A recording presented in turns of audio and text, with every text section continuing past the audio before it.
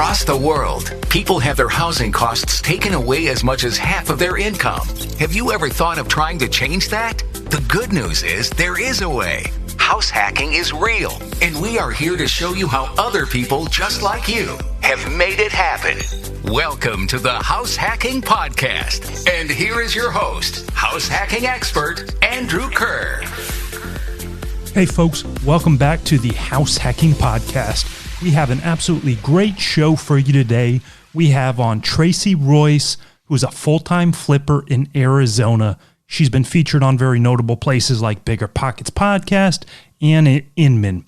With Tracy, we're going to talk about her early career and how she did a live-in flip room rental style house hack combo.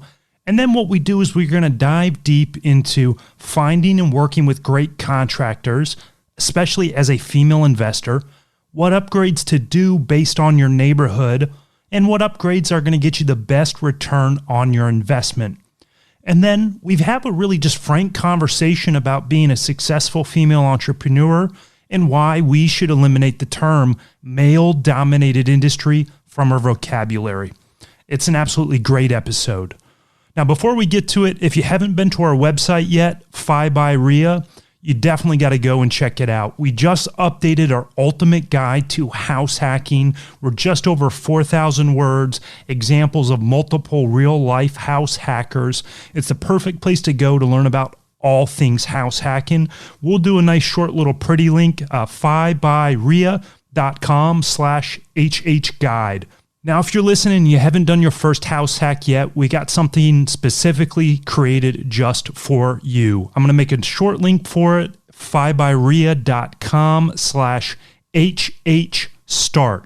We have a brand new, literally, I am releasing it on the website today when this podcast episode comes out. It's our house hacking quick start guide where we cover the 6 main steps to help you get started on your house hack. Absolutely free. We created it to help you and people you know to get started on house hacking. Now, if you haven't done it yet, do me a favor, hit that subscribe button for us. That way you're going to get alerted to every single episode of the show as soon as it comes out. Now, with all that said, let's get to the good stuff and bring on Tracy. Awesome. Well, Tracy, thank you so much for being on the show with us today. I mean, I've been following you on Instagram probably for a year and a half. Oh, wow. Thank you. Yeah. And I'm just so excited to have you on. So, before we really dig in, I mean, how are you doing for folks that don't know you? Who are you? Where are you calling in from in the world? Hey guys. Yeah. So thank you so much for having me on. I'm really honored to be here and glad that we could connect. I'm out of the Phoenix metro market. That's where I've always invested. I've been here for longer than I care to admit in the real estate investing world, and just a top level of where I'm at. I'm a full-time fix and flipper and landlord. I've been doing that on my own for about 7 years. And for about a decade before that, I worked for other investors behind the scenes, doing everything from property management, helping them with their flips, learning about distressed real estate, and then have since branched off on my own. So this is all I do full time. Awesome.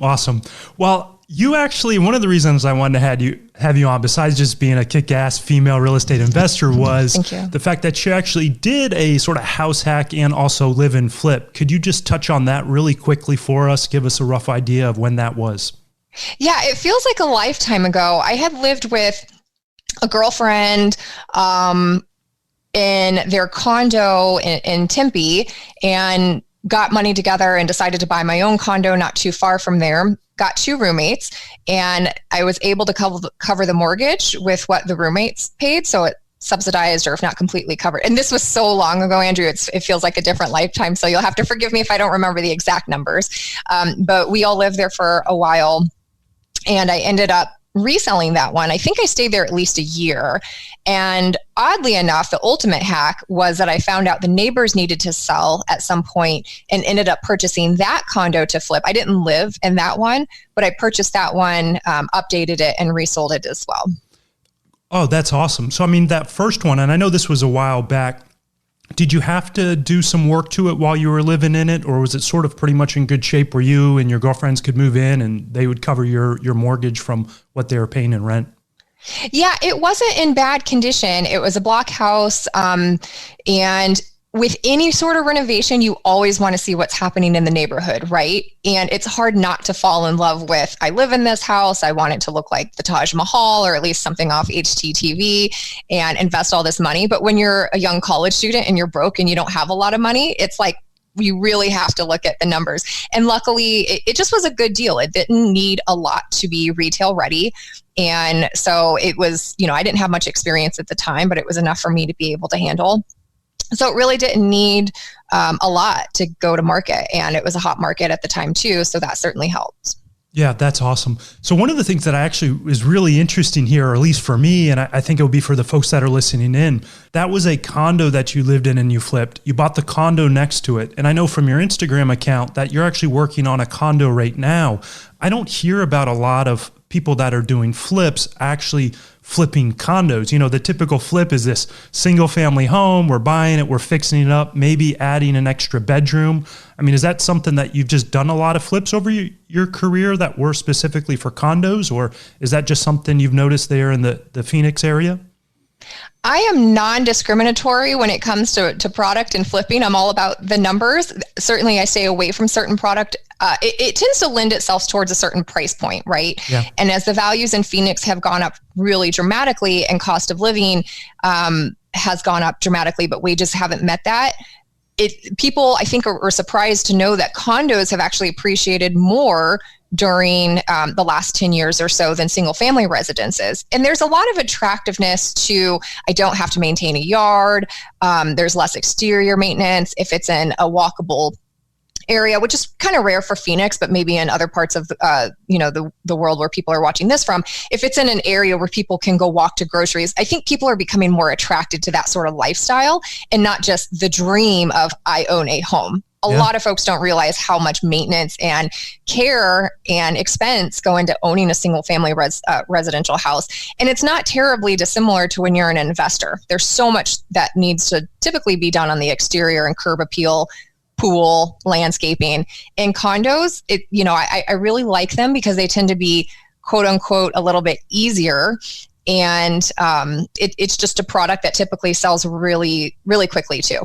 Yeah, I know with the condo, you don't really have to worry about the exterior. You just get to focus on the inside and then do that flip and you're good. I mean, I know I bought my first house at 20. I did a townhouse for the exact reasons you were mentioning was I didn't want to worry about anything on the outside. I just wanted to have the inside of it. So I'm right there with you. And that's pretty cool that some of that data that you found was condos have actually appreciated faster than the single family homes. Well, similar to tract neighborhoods too, comps tend to be a lot easier as well because you're only going to have so many floor plans, right? Yeah. So if it's in a neighborhood that has a lot of resale activity, it's a lot easier to say this is a 3-bedroom, 2-bath, 1,500 square foot. The last 4 just sold for this. So what's my price per square foot? Again, it just has this efficiency about it that makes it attractive as a fix and flip. Yeah, awesome.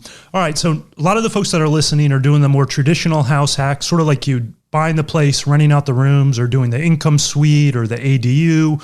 And no matter whether you're going to do the live-in flip or you're going to live in a place and be a landlord, at some point you're going to do some renovations, you're going to have to do maintenance work, or you're going to be doing some serious upgrades. And that's one of the reasons I really wanted to have you on is sort of dive in this expertise because you make a beautiful product. So thank you. Thank you. What are some of your high-level best practices? I mean, when you start looking for a property that says, hey, this is doable, this is a property that needs work. Mm-hmm.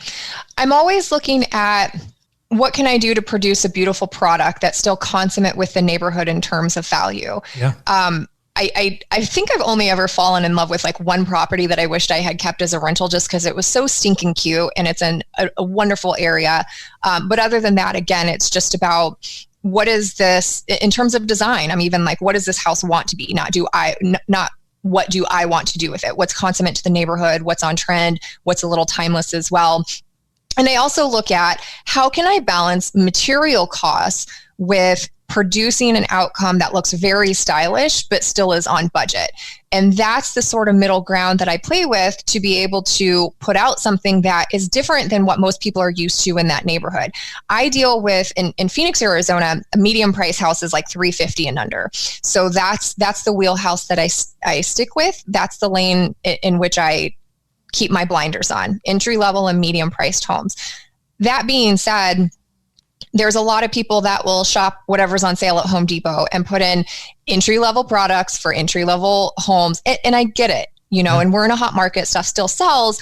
But if I'm putting my personal stamp on something, my whole idealization of a property is, how do I balance a beautiful renovation and stay on budget? And a lot of that comes down to material costs. So I will take the time to find materials that either look more expensive, for instance, fixtures. Okay.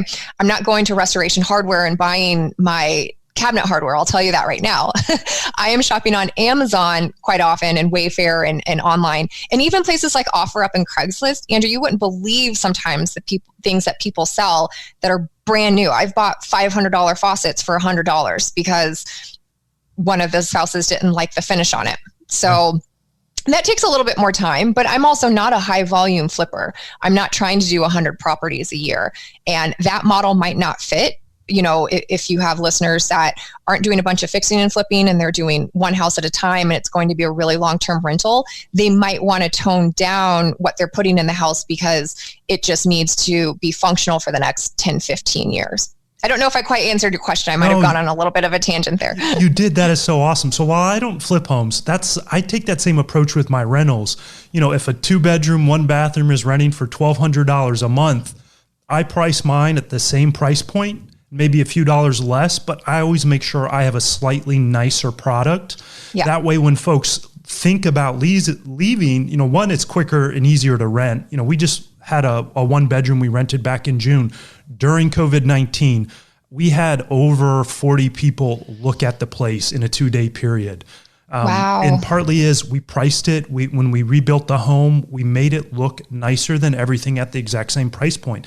And I love that. And I think that's a great approach. And especially if you're going to house hack and you're going to live in it, and maybe you have a spouse that really isn't quite interested in house hacking and you're dragging them along, that could be a great way to get those nicer finishes for a budget. So I love those little tips of looking at like Wayfair, Amazon, Craigslist. Do you ever use the Habitat Restore and find any good finds there? I will use them, and in fact, I'll donate to them as well. To your point, real quick, one thing, so like with my rentals, for people that are listening that don't want to do a really designer look, you want something more timeless, maybe is a more appropriate word. Think of a transitional design. So something that can sort of teeter-totter between a couple different looks that people can still make their own. And I love what you said about making it just a tad bit nicer. So for instance, instead of putting a $50 faucet that looks cool, but it has plastic parts and is going to break and you're going to have to send someone out there to fix it, think about getting a Moen faucet that costs you a little bit more, but it's going to last because it's built to last and be turned on and off 1,000 times. People notice that, and you will have tenants stay longer because first impression is, this is a nice house. It's clean. It smells good. It looks good. It presents well. The expectation is that I'm going to need to maintain it to deserve a house like this. And I don't mean deserve in like a adversarial way, but in a way that's people appreciate that. If the house has stained carpet and old paint and is hodgepodge, somehow I feel like it makes an impression on renters that it's subpar and you'll probably have higher turnover. Yeah. So there's two pieces I really want to touch on, and it plays on this sort of time and money versus the return. So, the first one is I've actually seen you do some demo work on your Instagram account and do some small trim work and stuff. How much time do you actually spend on your own doing renovations, and do you find that's valuable, or do you try to just go have fun every now and then because to break up the monotony of finding the deals and shopping and trying to pick out stuff, or do you actually try to do a majority of the work yourself? Heck no. You do not want me doing the work. Let me be very, very clear about that. What works for me is I will do, just like you said, every once in a while, I will do some work, not much, but if there's something like, for instance, like a fireplace DIY, or I want to do a cool feature, nothing really comes to mind. I will do those things, but I also will do small things around the property because it keeps me on site. And I find I'm typically checking up on my job sites a couple times a week regardless, but as we get closer to the finish line, especially when finish work is about to be done, me doing these smaller DIY projects alongside the guys as they're starting to wrap up alleviates so many questions and oversight that can happen, that could have happened if I'm not there. So, I mean, I've seen things where like, okay, once we renovated the bathroom, now the toilet's too close where originally was to the tub. And I'm like, well, no one's going to sit this close to the tub. We need to move this. So we need to trench out the line, move the toilet. And the guys were like, oh, I wouldn't have even noticed that. So it's important for you to be on site. And I tend to be a little bit more hands-on. Again, I'm not a high volume flipper, but doing little things like that keeps me around my subs and around my contractors. So as things are going down the line, we're not only seeing and avoiding anything that could become a larger issue, it also allows me to see things as it progresses to be able to point it out and make sure it's done how I want it to be done. Awesome. So I want to come back to that, working with contractors a bit more in just a second. But the other piece I wanted to touch on is, what's the best place to spend our money? So whether we're going to flip it or we're going to renovate it, in your experience, if we've got a small budget to work on a place, should we put the money on the kitchen versus the bathroom? Or if there's multiple bathrooms, do we try to fix up all the bathrooms or just focus on the master? Like, where can folks get sort of their best bang for their buck? Yeah. So, I mean, it's probably no surprise that the kitchen is going to be where you get your most ROI. Curb appeal, I think if you can spend a little to make a big impression, also really helps because first impressions go a long way. I always think about, regardless of if it's a little condo or a large house, who most likely is purchasing this house and how do they live? So if I think it's going to be an older, retired, affluent couple, do I think it's going to be a younger family that wants to expand their family? I'm thinking, how are they going to utilize this house? And then I'm also I'm also cross-referencing that with, well, what else do I see in the neighborhood that's really important? So it pains me, but in some cases I've had houses to where they have the direct to stud surrounds already installed, and I want to rip all that out, put gorgeous tile, make it pop. And the neighborhood's just telling me you don't need to do that. It's not going to be worth your money. And so in some cases, things can remain in place because that is what's normal for the neighborhood. And so I'll spend a couple extra bucks getting designer fixtures and maybe flooring that looks like it's $6 or $16 a square foot for not that price.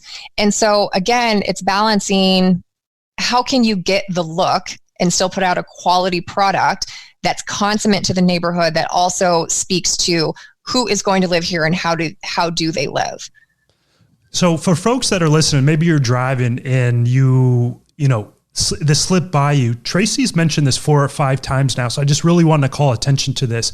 She really looks at doing the work and making it fit the neighborhood and the price point. And you've mentioned that several times, and I love it because it's so important and it's so easy to let a rehab and renovation get out of control, or you start designing it to your own taste, or you say, oh, this is going to make it really nice, but it's so far above what everything else in the neighborhood is. You're investing more money than you need to, and that can kill your profit margin. So I love that you've mentioned that so casually so many times in this just a few minutes we've been talking. Yeah, and when there's so many shows that show you the before and after, and you finally get that first deal and you're like, okay, our budget's $20,000. Well, $35,000 later, you're like, okay, we're going to buy this $600 chandelier. I don't care. I love it. It's like, you need to keep your emotions in check and always just ask, there's a balance. And I think it's a little bit of an art and a science, just like you do with your rentals, making it a tiny bit nicer, but staying within budget and thinking, how can I attract the most amount of people for the most price and still stay on budget here? Yeah. Mm-hmm. So let's go back to contractors. So you mentioned you don't like doing any of the work, but you'll do some small stuff. So you're on site. So during those finishing stages, you're doing that work. I mean, what's your default? Like, how do you find some good contractors? And then, is that your best rule of thumb, is try to be there 2 to 3 times a week, checking on the work? Well, let me be also very clear about the fact that I'm just not good at almost any of it. Almost any of it, my friend. So like, don't ever ask me to hang drywall or do electricity unless you want to like flush the toilet and the doorbell rings. Yeah. That's, I stay in my lane.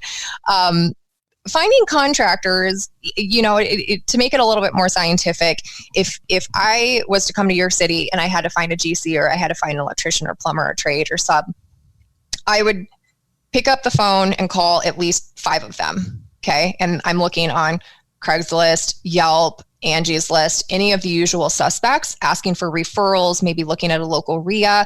So if I call 5 of them, one of them's never going to call you back. Yeah. Okay. Just assume that. One of them's going to call you and say, I'm so slammed, or I don't work in that area. I don't work in the East Valley. I only work in West Valley. And then I ask them, thank you so much for calling me back. Can you recommend someone in my area? 3, you're going to probably be able to get bids from. One of them you might not get a good feeling about, or they don't call you back, or they're a little unprofessional, or they're way too expensive. There's typically going to be like one thing about them that just doesn't seem like it's going to be a good fit. And usually you can break it down to a couple after that could be a good fit. And so when I find good people, and what I mean by good people is they're professional, they're communicative, and they're fairly priced. I am not looking for the cheapest guy on the block. Sometimes all those things match up and they are relatively inexpensive, but that is not my main focus. You will get what you pay for. And you will also deal with immature people that are unprofessional, non-communicative, and desperate. Ask me how I know that. So when you find these people, sometimes you can work with them on pricing, and they typically either are used to working with investors or they are not used to working with investors. So I don't want to say it's out of line to ask for a discount, to say, hey, I have 3 other houses backed up behind this too, coming down the pipeline. If you do a good, painting job on this one, I'd love to have you look at this, because I, as a rehabber, love to be able to pick up the phone, get you guys in line, and know that it's being handled. That to me is very valuable. To answer the other part of your question, yeah, I'm usually checking on my job sites at least a couple times a week. And the guys know that I'm pretty heavily involved in the oversight, meaning the design, layout, how things need to be placed. Like, I'm a chandelier overlord. So I'm like, no, not two links, 1 link. Yeah. That's probably a little bit too much for some people, but that's what works for me. So if you aren't in the business of wanting to do a higher design, or you just don't have the time, you work a full-time job, or you're brand new to this, what I can say is maybe pay a premium to have a more experienced contractor and ask them a lot of questions. So Andrew, one of the other reasons why I like to be on site is because I have no background in construction. My parents were not in real estate. I, started in Phoenix not knowing anybody, and I'm still not an expert. I learn something new every day, but I ask a lot of questions. And so the tile setters, well, why are we doing it this way? Can we do this? The GCs, I ask a ton of questions, and having that education is going to introduce you to the questions that you should be asking any contractor. Okay. So if you are hiring these things out, you don't know what you don't know. Certainly, podcasts like yours, Bigger Pockets, YouTube, any blogs, there's so much out there that you can learn. And sometimes, like, I've had subs ask me a question, I've had to Google it real quick because I'm like, what does that mean? I don't know, So don't be embarrassed at the fact that you just don't know what you don't know. Construction is a lot, and depending on how big of a renovation that you're doing, but even a cosmetic one can still carry a lot of questions about it.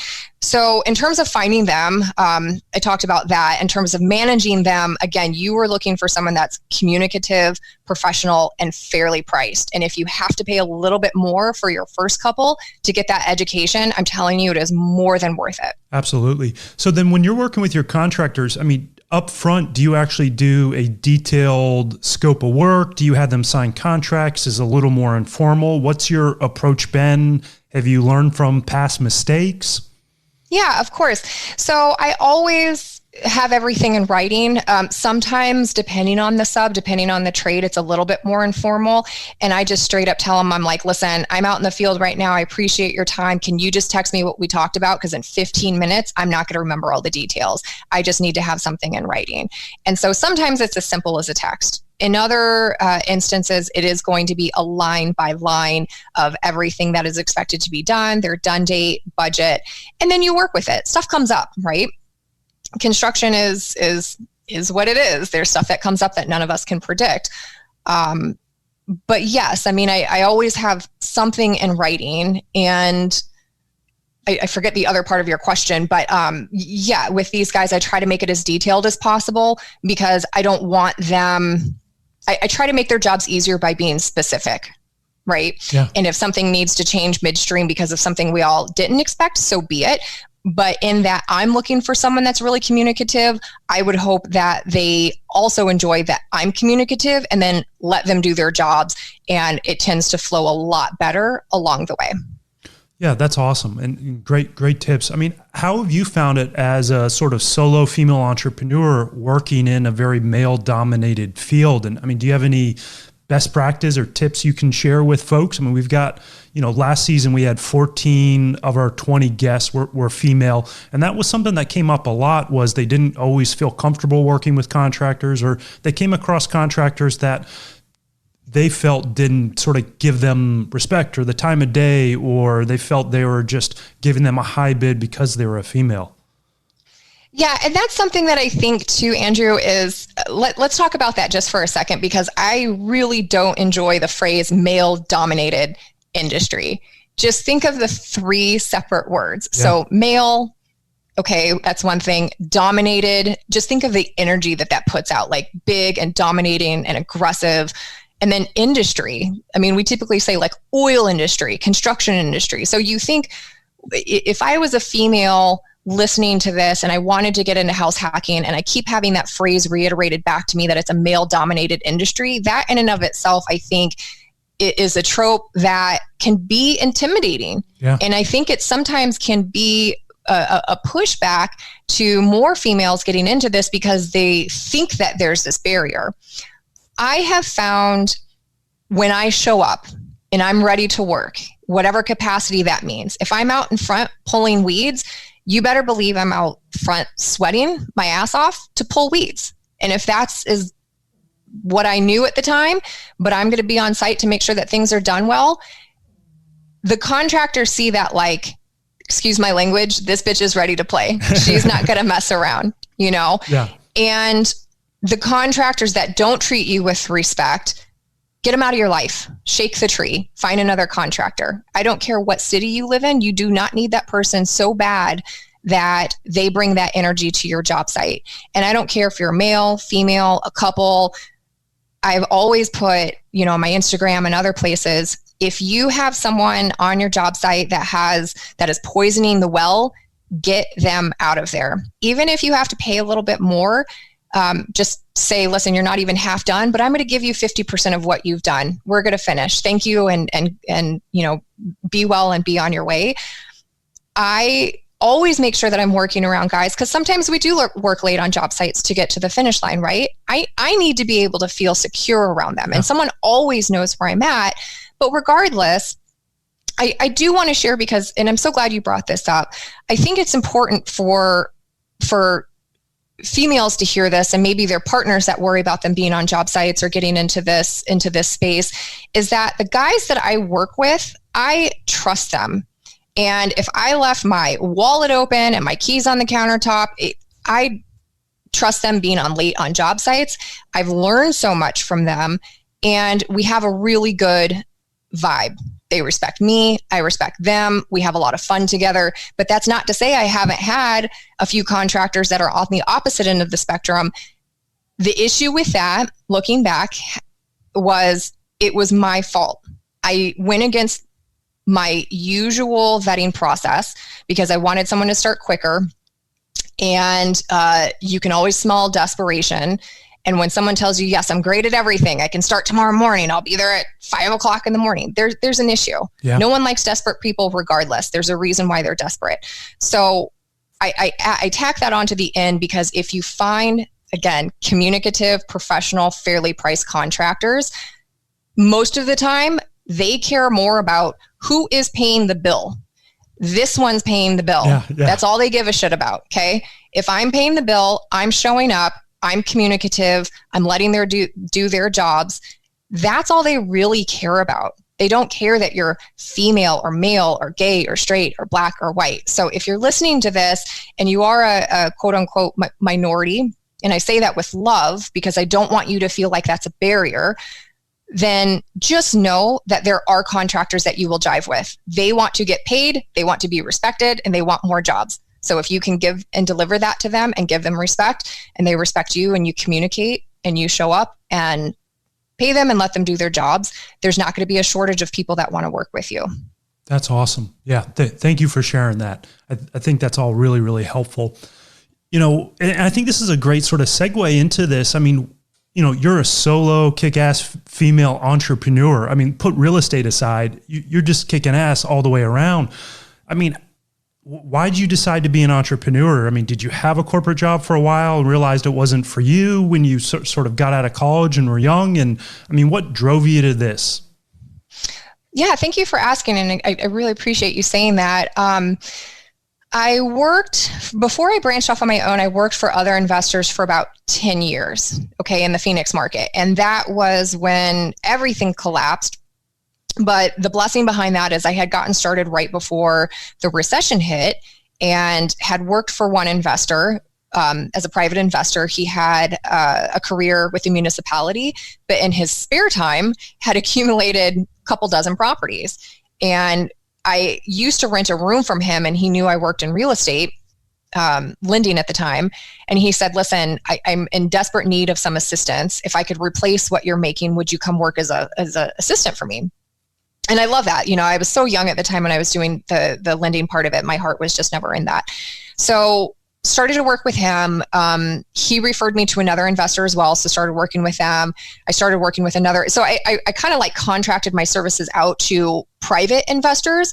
And that was such a cool time because it was right before the recession hit and all of these guys did creative financing. So I used to door knock when it was 110 degrees in Phoenix, Arizona, and learned how to talk to distressed sellers, learn about trustee sales, learn about REOs, learn about creative financing and fixing and flipping and resale and property management. And then when the recession hit, I worked with one of the larger investment firms here, still private. And then after about a decade of that, I decided, listen, if I need any more time to learn the ropes, then something's wrong here. So I just made the leap and decided to work on my own. I think I'm not cut from a corporate cloth. You know, I'd like to think I'm a valuable teammate, but there's personalities that just thrive more on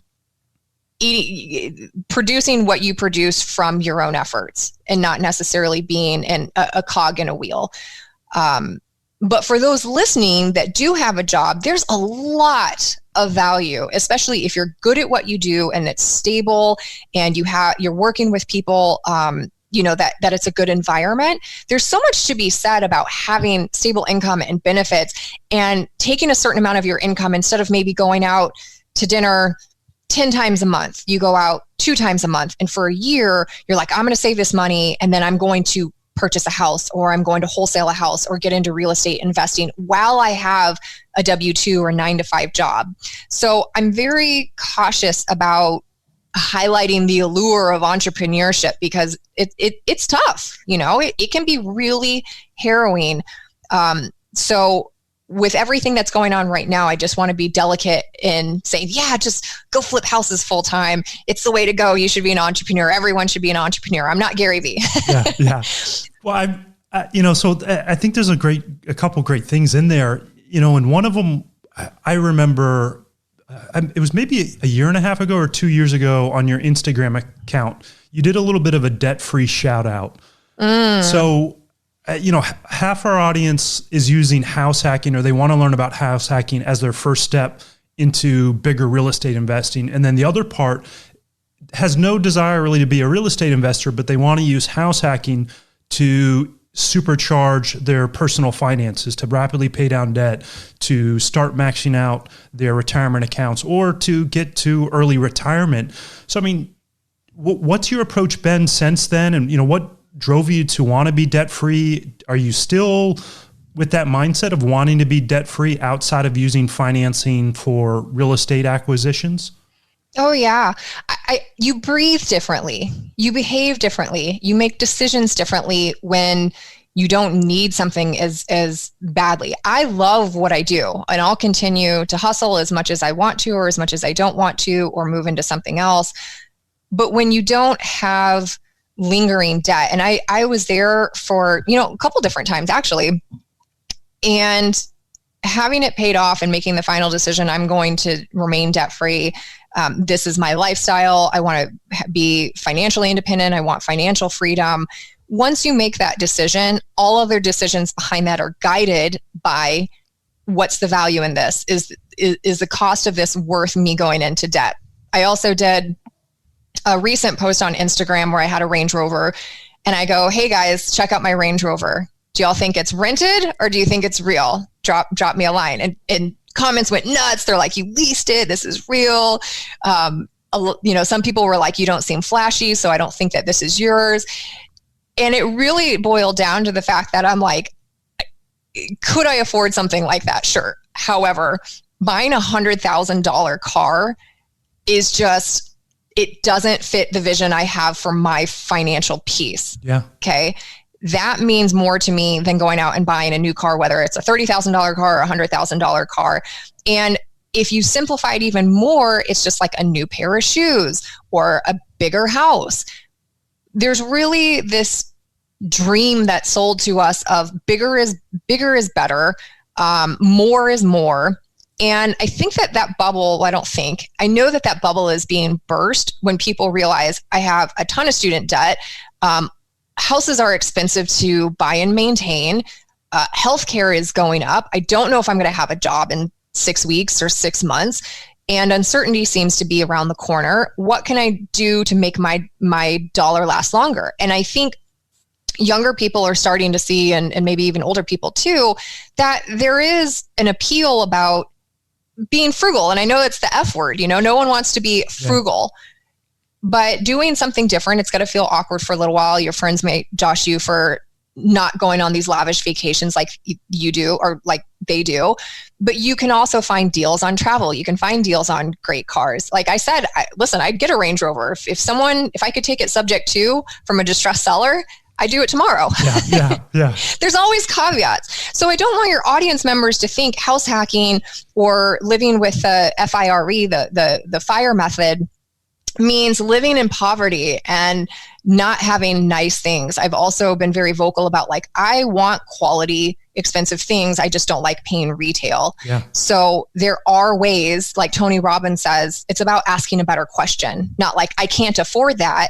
Oh, come on now. You probably can afford that, but how? How can you afford that? How can I afford to house hack? How can I afford to become a millionaire before I'm 65? How can I afford, to have a lavish vacation? So it's not about just frugality. It's about being able to use what you have in such a way that you achieve more with what you have without completely having to live in poverty. Absolutely. So then, that sort of leads me to a question of how do you spend your money now? Because obviously you were buying or doing flips, and then you started doing buying whole properties. And then I saw on your Instagram, you're looking at apartment investing. What's your sort of end goal that you're trying to push towards, or how do you, high level summary of how you do your investing and where you like to put your money to build longer term wealth and that financial security? Yeah, I keep it really simple right now. So flipping is great income. It also brings me a lot of joy. I do like doing it. I've changed the business of how I get properties. That frees my time a lot and my bandwidth. But I'm also moving. What I typically do is out of flips. If there's one that's really juicy, meaning it has a lot of equity and it has great cash flow, I'll keep those. So along the way, I'm plucking off rental properties. Okay. Now in apartment complexes, and I'd like to keep them 10 plexes and under, it's not a different idea. It's the same idea, just more consolidated. Yeah. So what I'd like to do with that is buy these 4 to 10 plexes, put my own spin on them, make them a little bit more designer, make them potentially like a or B plus product, and maybe like a B or an upcoming C neighborhood. And cash flow. I mean, cash flow is really going to be the name of the game. But, I think a lot of people in our industry too, Andrew, it's like we're addicted to doing deals. So it's like, I'll probably never retire, but I like having the bandwidth and the cash flow to say, no, thank you. That's a great opportunity, just not for me. And the other one being, hell yeah, I can't wait to do this. Let's get at it. Yeah. So are you still at a point where like real estate is your largest investment, or do you also start to invest a little bit outside of real estate and do like a, IRA or any other a brokerage account, anything like that? Mostly real estate. The appeal about doing IRAs or index funds is the steadiness and the returns. If you invest in dividend stocks, that's great. But then I also look at, if I put my money in the streets, what I can get back in a return. And it just seems like if I keep my money moving, that's a higher return. Yeah. That being said, I don't think that there's anything wrong with doing these other things. It just depends on what your individual listeners are looking to accomplish with what they have. Personally, I just feel like keeping my money moving in larger capacity gets me a higher return. Yeah. That's awesome. Well, Tracy, I am so glad you were able to get on today and sort of share your story, experience of starting with a roommate style house hack, going into the live-in flip, and then now just talking a little about your overall career and where you're at in life. It's been a blast talking with you. But before we let you go, we like to ask all of our guests a set of final 6 questions. The famous 6. Are you ready for them? Bring it. All right. What is your favorite personal finance resource? So that's blog, book, or podcast. Honestly, just Google. Google's my best friend. There's so many resources out there now. It's hard to narrow it down to one. It just depends on the subject. But I would just say, for anyone listening, if you want to get educated, just start with online. There's so much out there and so many people that want to see you succeed. Awesome. So question number 2, what's your favorite real estate related resource? And you can't default with Google because you're in real estate. I know you have to have 1 or 2 good places you go to.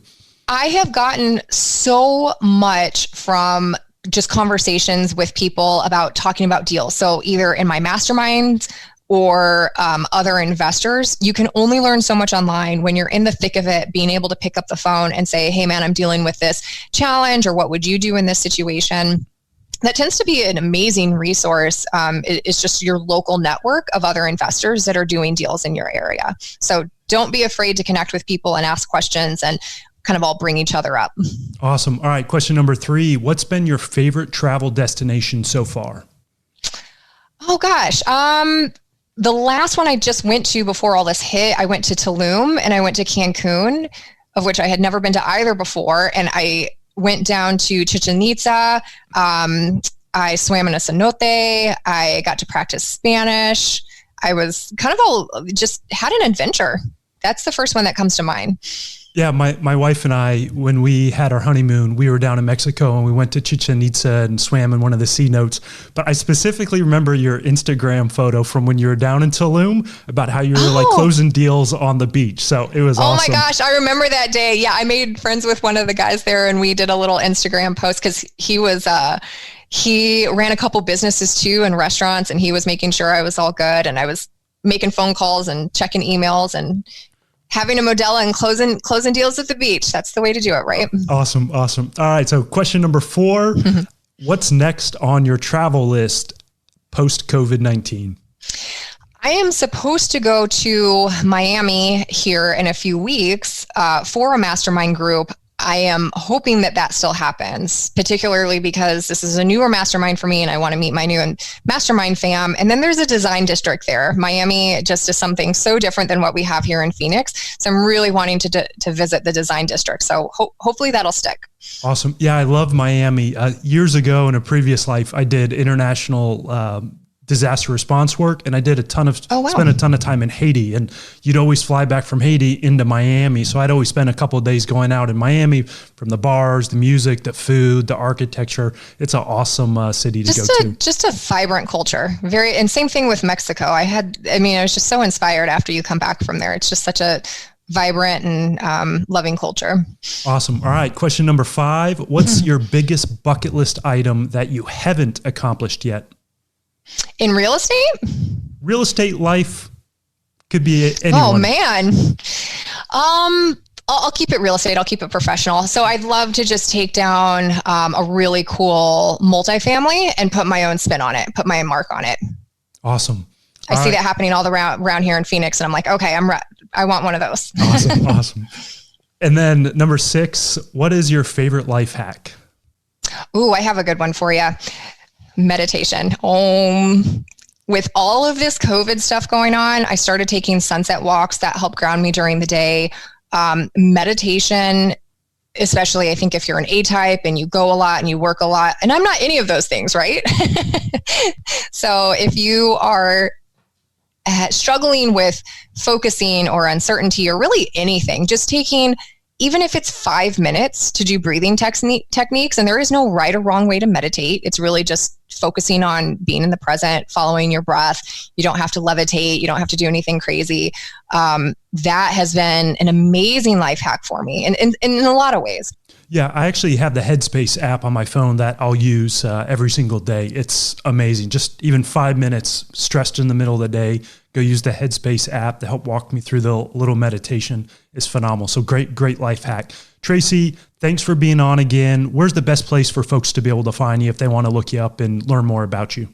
Yeah, I'd love to connect with any of you guys on social media. My handle across any platform is @Royce, like Rolls Royce, ROYCE, Royce of Real Estate. And I'd love to see your pretty faces there. I'm mostly on Instagram these days. When I find 13 seconds to do anything else, I will be more on YouTube as well. I'm kind of reviving some of my socials on other platforms, but at Royce of Real Estate. Awesome. Tracy, thank you again so much for being on the show. I appreciate it. It was my honor to be here. Thank you so much for having me. Thank you for listening to the House Hacking Podcast. For more up-to-date information on house hacking, to access links and resources mentioned in today's show, and connect with a guest and host, head over to www.fibrei.com. That's www.fibrei.com, where your house hacking journey begins.